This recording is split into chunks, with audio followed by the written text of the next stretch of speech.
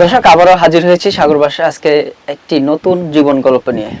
প্রতি সময় আপনাদের মাঝে কিছু না কিছু জীবন গল্প নিয়ে আমি হাজির হই। আজকে নতুন একটি জীবন গল্প নিয়ে হাজির হয়েছি। আমার সাথে আছে একজন আপু, তার নাম পরিচয় জানবো এবং কি তার জীবন গল্পটা শুনবো। আসুন আমরা ঘুরে আসি, আপুর সাথে কথা বলে আসি। আপু কেমন আছেন? আলহামদুলিল্লাহ, ভালো আছি। প্রথমে জানবো আপনার নাম। আমার নাম আঁখিমণি। আচ্ছা, আপনি কি করেন? কাজ করি। কাজ করেন? হ্যাঁ। কি কাজ করেন? মিডিয়াতে। মিডিয়াতে কাজ করেন। আচ্ছা, আপনার একটা জীবন গল্প আমাদের মাঝে শেয়ার করবেন, সেটা আপনি আমাদেরকে জানিয়েছিলেন। সেই জীবন গল্পটা আমরা সামনে এগিয়ে যাব। আপনার বাসায় কে কে আছে? আমার বাড়িতে সবাই আছে, আমার আব্বু মা প্লাস আমার ভাই বোন, ফ্যামিলি সবাই আছে। বাবা মা ভাই বোন সবাই হ্যাঁ, আছে? সবাই আছে। মিডিয়াতে আসা কেন? মিডিয়াতে আসা আসলে মিডিয়াতে আসছি শখের বসে, কারণ আমার ছোটবেলা থেকে মানে খুব ইচ্ছে ছিল যে আমি মিডিয়াতে কাজ করব, বাট ক্যামেরার সামনে আমি যাব, এরকম একটা উদ্দেশ্য ছিল আমার।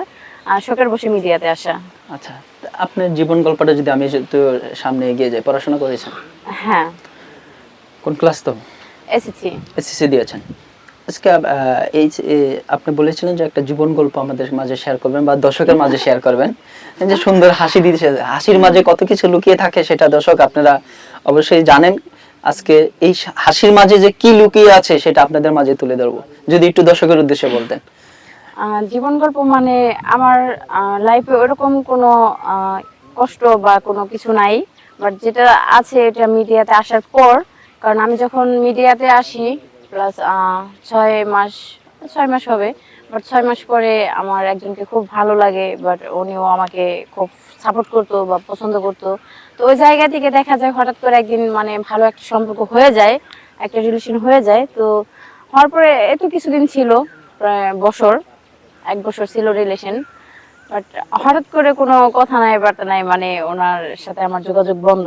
বাট যোগাযোগ বন্ধ না, মূলত উনি চায় না আমার সাথে সম্পর্কটা রাখতে। হ্যাঁ, উনি মানে অনেক এটা সম্ভব না, ওটা সম্ভব না, মানে ফ্যামিলিগতভাবে সমস্যা, হ্যাঁ, এই ধরনের অনেক কথা বলে। বাট শুরুতে কিন্তু এরকম কোনো কথা ছিল না, কারণ ওই যে বলে না, মানে যখন কিছু হয় তখন তো অনেক ধরনের কথাই হয়। তো শুরুতে ছিল যে না, আমি সারা জীবন তোমার পাশে থাকবো বা তোমার হাত কখনো ছাড়বো না। হ্যাঁ, মূলত উপরে আমরা কি বলি যে যেহেতু আল্লাহ আছে, আল্লাহকে তো আমরা সবাই বিশ্বাস করি, বাট উনি এ ধরনের মানে অনেক কসম কাইটাও বলছে যে না কি আমি এই কাজটা কখনো করবো না, আমি তোমার পাশে দুঃখে সুখে সবসময় থাকবো, আর যেভাবে পারি ওইভাবেই থাকবো। হ্যাঁ, তো আমি মানে এই বিষয়গুলো আসলে খুব বিশ্বাস করতাম মন থেকে, কারণ আগে পরে কখনো আমি কারোর সাথে কোনো রিলেশন করিনি, কোনো সম্পর্কে জড়াই নেই, তাই মানে ওরকম আমার কোনো আইডিয়া বা ধারণা ছিল না। বাট যতটুকু করছি অতটুকু সম্পূর্ণ মন থেকে। আচ্ছা, আমি যদি একটু পিছনের দিকে যাই, যে আপনি যে বললেন যে মিডিয়াতে এসে একজনকে ভালো লাগছে, আসলে কি সে মিডিয়া পার্সন বা হ্যাঁ, মিডিয়া কর্মী? হ্যাঁ, মিডিয়া পার্সন। কি দেখে ভালো লাগলো বা কি দেখে? সত্যি কথা বলতে ওনার সাথে আমার অনেক কাজ হয়েছে, বাট অনেকদিন কাজ হয়েছে, বাট কখনো প্রকাশ হয় নাই যে না আসলে ওনাকে ওনাকে আমার ভালো লাগে বা উনি আমাকে ভালো বাসে বা এই ধরনের কখনো কোনো কিছু বলা হয় নাই। তবে জানতাম যে হ্যাঁ আমি ওনাকে মানে লাইক করতাম এমনিতে মনে মনে, যে হ্যাঁ ওনাকে আমার খুব ভালো লাগে, ব্যক্তি মানুষ হিসেবে খুব ভালো লাগে। বাট উনিও আমাকে খুব পছন্দ করতো, বাট আমি যে ওনাকে ভালোবাসি বা উনি আমাকে ভালোবাসে এটা আসলে বলা হয় নাই। তো হঠাৎ করে একদিন আসলে মানে এটা প্রকাশ হয়ে গেছে, কিভাবে জানি না। প্রকাশটা কে করলো, আপনি করলেন নাকি ওই ভাইও করছে? এটা দুজনের মাধ্যমেই হয়েছে। না, আগে একটা আছে না, আগে, হ্যাঁ, আগে আমি মেয়েদের বুক ফাটে তো মুখ ফাটে না। মূলত না, প্রকাশটা আমার দিক থেকে হয়েছে, কারণ সেটা হচ্ছে মানে আমি যখন দেখছি যে ওনাকে আরেকটা কি বলে আরেকটা মেয়ের সাথে, তখন আর মানে নিজেকে আমি কথাটা আমার ভিতরে আমি রাখতে পারি নাই, যার কারণে মানে বলা হয়েছে। হ্যাঁ, আরেকটা মেয়ের সাথে কি রিলেশনে ছিল নাকি? কি না, রিলেশনে না, ওইরকম নেগেটিভ কিছু না, বাট এটা পজিটিভই। বাট একটা আর্টিস্ট যার সাথে মানে ও একটু কথা বলতেছে বা হ্যাঁ, মানে ওই বিষয়টা মানে আমার খুব মাইন্ডে লাগতো, বাট আমি খুব জেলাস ফিল করতাম হিংসা ভাব যে আমি যাকে পছন্দ করি সে অন্য কারোর সাথে কথা বলছে, তাই এরকম। তো ওই দেখা যায় ওই মুহূর্তে মানে আমি নিজের আর কি মানে কন্ট্রোল করতে পারি নাই। তো আমি বলে দিয়েছি হ্যাঁ তোমার আমার খুব ভালো লাগে, আমি তোমার ভালোবাসি। তো দেখা যায় তারপর উনিও বলছে হ্যাঁ আমি এই কথাটা জানতে চাইতেছি, যার কারণে তুমি এটা মুখ ফুটে বলো না দেখে আমি মেয়েটার সাথে এইভাবে কথা বলতেছি এত ক্লোজ ভাবে, যেহেতু তুমি এই কথাটা যাতে বলো। হ্যাঁ, তো ওই জায়গা থেকে মানে দুজনের আর কি বলা হয়েছে, কারণ জানা হয়েছে তখন যে না আমি আসলে মন থেকে ওনাকে ভালোবাসি বা চাই, উনি আমাকে ভালোবাসে। বাট কি বলে মানে আমাদের সম্পর্কটা খুবই ভালো সম্পর্ক ছিল। আর আমি এটা আসলে মানে একটা এখনো পর্যন্ত আমি কোনোভাবেই মানতে পারি না যে ওনার সাথে আমার সম্পর্কটা নাই, ব্রেকআপ হয়ে গেছে, এটা আমি মানতেই পারি না। কারণ উনি এমন ভাবে নিজের প্রেজেন্ট করতো, বাট আমি মানে অনবিশ্বাস করার মতো মানে কোনো চান্স ছিল না। কতদিন সম্পর্কটা ছিল আপনাদের? 1 বছর। 1 বছর। 1 বছর ভিতরে কোথাও গিয়েছিলেন ঘুরতে বা একটু সময় দেওয়া মনে মানুষকে যাকে এতটা পছন্দ করেন বা এতটা ভালোবাসেন, যাকে আপনি নিজেই বলছেন আমি একটা কথাই আছে যে মেয়েদের বুক ফাটে তো মুখ ফোটে না, তো সেই সেটা জানি, তারপরেও দেখি যে আপনিই নাকি বলছেন যে ছেলেটাকে প্রপোজ করেছেন আপনি। মূলত আমি জেলাস ফিল করতাম যে আমি ওটা নিতে পারি নাই, যার কারণে আমার সেই কারণে আপনি বলছেন কোথাও গিয়েছিলেন? হ্যাঁ, আমরা অনেক জায়গায় ঘুরতে গেছি বা বেড়াইছি, অনেক ঘোরাঘুরি হয়েছে। মানে রিলেশন থাকলে তো হয় এটা। আর কি কি হয়েছে যদি একটু বলতেন দর্শক। যেহেতু ভালোবাসি তো ওনার সাথে তো আমার অবশ্যই অবশ্যই ভালো একটা সম্পর্ক ছিল, গুড একটা মানে সম্পর্ক ছিল। কারণ ভালোবাসার মানুষের জন্য তো মানুষ সবকিছু করে। মূলত এটা আসলে মানে এটা আমি আগেও বলছি এখনো বলি, আমি অপেক্ষা করব। ব্রেকআপ হয়েছে ঠিক আছে, বাট আমি এখন যতটুকু জানি বা যতটুকু ওনার মুখ থেকে শুনি, আর এখানে মানে আমার কোনো দোষ বা ওনার কোনো এ ধরনের কোনো ঝামেলা কোনো কিছু হয় নাই। বাট হঠাৎ করে মানে আমি সম্পর্ক রাখবো না, হ্যাঁ এটা আমার জন্য সমস্যা হচ্ছে, এটা সেটা মানে এগুলো বলে আর কি, মানে তুমি ভালো থাকো, তুমি অন্য একটা বিয়ে করো। ওনার শেষ কথাটা ছিল যে তুমি ভালো দেখে বিয়ে করো, তুমি একটা সংসার করো। আমি দর্শক আপনারা কি বুঝতে পারতেছেন? আপু কিন্তু হাসতেছে, হাসির মাঝে কিন্তু চোখের ভিতরে যেন যেন একটা কান্নার ছাপ বসছে বা চোখের পানিটা যেন টলমল করছে। আমার সত্যি শুনে খুবই কষ্ট হচ্ছে যে একটা মানুষকে ভালোবেসে বা ভালোবাসার পরে কিভাবে একটা মেয়েকে সে ছেড়ে চলে যায়, বা একটা ছেলেকে একটা মেয়ে কিভাবে ছেড়ে চলে যায়, বা মেয়ের সাথে সম্পর্ক করে একটা ছেলে কিভাবে মেয়েটার কাছ থেকে দূরে সরে যায়। এটা আসলে কি আসলে কি এটা বলেন তো, এই যে আপনি চোখের ছেলে মানুষ তো, হ্যাঁ মানে মুখ দেখে তো মানুষ চেনা যায় না। তবে এটা বাস্তব যে আমি তার জন্য অপেক্ষা করব। হ্যাঁ, যদি কখনো ফিরে আসে অবশ্যই আমি তাকে নিব। আর সবথেকে বড় কথা হচ্ছে যে আমি এরকম একটা মানুষ তার এত পরিমাণ ভালোবাসি যে মানে একটা ভিক্ষুক এভাবে ভিক্ষা চায় না, বাট আমি যেভাবে তারে চাইতাম। কিন্তু তার শেষ কথা ছিল যে তুমি ভালো থাকো, ভালো দেখে একটা বিয়ে করো, আমি কখনো তোমার হতে পারবো না বা হতে চাই না। কারণ কি কখনো হতে পারবো না বা হতে চাই না, এটার কারণ আসলে মানে আমি নিজেও জানি না। কারণ বললাম তো প্রথমেতে যে তার সাথে যে আমার সম্পর্কটা মানে এভাবে নষ্ট হবে এটা আমি কখনো ভাবিনি। কারণ হঠাৎ করে উনি আমার বলতেছে সম্পর্ক রাখা আমার পক্ষে সম্ভব না।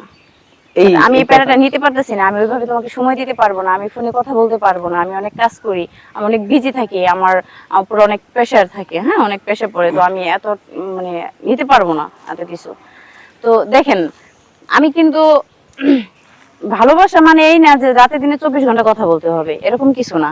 হ্যাঁ, ভালোবাসার মানুষ দেখা যায় 2 দিন 1 দিন ফোন দিলেও কিন্তু শান্তি। বাট আমি কিন্তু তার জন্য মানে সব ধরনের স্যাক্রিফাইস করতে চাইছি, সব ধরনের, অবশ্য করছিও আমি, বাট এখনো করতে চাই। হ্যাঁ, তো জানি না আল্লাহ কতদিন বাঁচায়, বাট তবে যতদিন বেঁচে আছে আমি অপেক্ষা করব। আর তার কখনো যদি মনে হয় যে না আমি এটা আসলে ঠিক করি নাই, আমার ওর কাছে ফিরে যাওয়া উচিত বা এটা ফিরে যাই আমি, এরকম যদি কখনো মনে হয় তো অবশ্যই আমি তাকে নিব। বলতে কি বিয়ে শাদী করবেন বা সে যদি কোনো সময় ফেরত আসে? বিয়ে শাদী এটা তো আসলে ভাগ্যের উপর নির্ভর করে। হ্যাঁ, তবে আমি চাই যে আমি যারে ভালোবাসি মানুষটা যেন আমার কাছে ফিরে আসে। এখন অপেক্ষা আছে, কতদিন হলো যে আপনাদের সম্পর্কটা নষ্ট হয়ে গেল? 1 মাস। 1 মাস হলো। এখনো যোগাযোগ করে নাই? না, যোগাযোগ করি না, বাট মাঝে মধ্যে কথা হয়। হ্যাঁ, তবে মানে ওই বলে না মানে উনি খুব বিরক্ত ফিল করে। হ্যাঁ, আমি যখন দেখি যে না আমি 2-4 দিন হয়ে গেছে আমি আর পারতেছি না, থাকতে পারি না, আমার অনেক কষ্ট হয়, বাট তখন আমি ফোন দেই বা 2-4 মিনিট কথা বলতে চাই। কিন্তু কথা বলতে চাইলে ওই যে বললাম না মানে তার শেষ কথা যে তুমি একটা বিয়ে করো, বাট আমি তোমার কখনো হব না, তোমার সাথে আমার রিলেশন রাখা সম্ভব না। যখন এই কথাটা আপনি শুনেছেন একা একা কতটুকু কান্না করছে? একা একা এটা আসলে আসলে দর্শকের উদ্দেশ্যে যেন আপনি বলতে চাইছেন যে আপনার আসলে বলার মতো কিছু নেই, কারণ 1 মাস হয়ে গেছে। 1 মাসের মধ্যে মনে হয় না যে আমি কি বলে মানে 1 মাসের মধ্যে মনে হয় না যে আমি 15 দিন ঘুমাইছি, কারণ 1 মাসে মানে আমার টোটালি রাতে দিনে মানে কি জন্য জানি না আমার ঘুম আসে না, মানে বিষয়টা আমি একদমই মানতে পারতেছি না। মানুষের আসলে ছাড়ার আগে যে কোনো সম্পর্ক হোক, ওটা স্বামী স্ত্রী বা রিলেশন, যে কোনো সম্পর্ক হোক, এটা কিন্তু ছাড়ার আগে মানে মানুষ একটা কিছু দেখায় যে না এটা তোমার ভুল। হ্যাঁ, এই ভুলের কারণে আমি সম্পর্কটা নষ্ট করতেছি, বাট ওরকম কোনো ভুল আমি কখনো করি নাই, আগেও করি নাই, এখনো করব না। এখন যে উনি নাই, তার মানে যে নাই ওই উদ্দেশ্যে মানে যে ঠিক আছে আমার লাইফে নাই, আমি একটা ভুল করি না, আমি এই ভুলটা করব না, কারণ আমি তার মন থেকে ভালোবাসি, বাট আমি তার জন্য অপেক্ষা করতে চাই।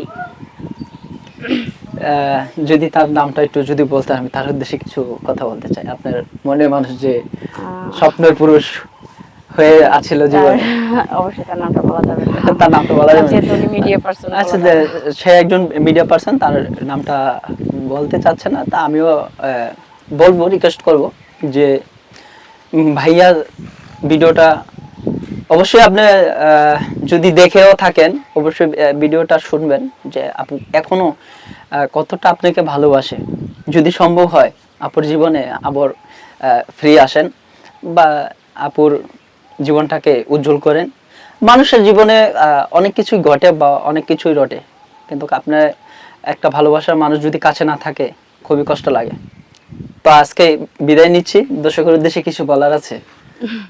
আর কি বলবো, যাই হোক সবাই আমার জন্য দোয়া করবেন, আমি যেন ভালো থাকতে পারি। আর যেটা হয়ে গেছে তো হয়ে গেছে। এখনো কি আপনি ভালো নাই? না, এখন ভালো নাই। না।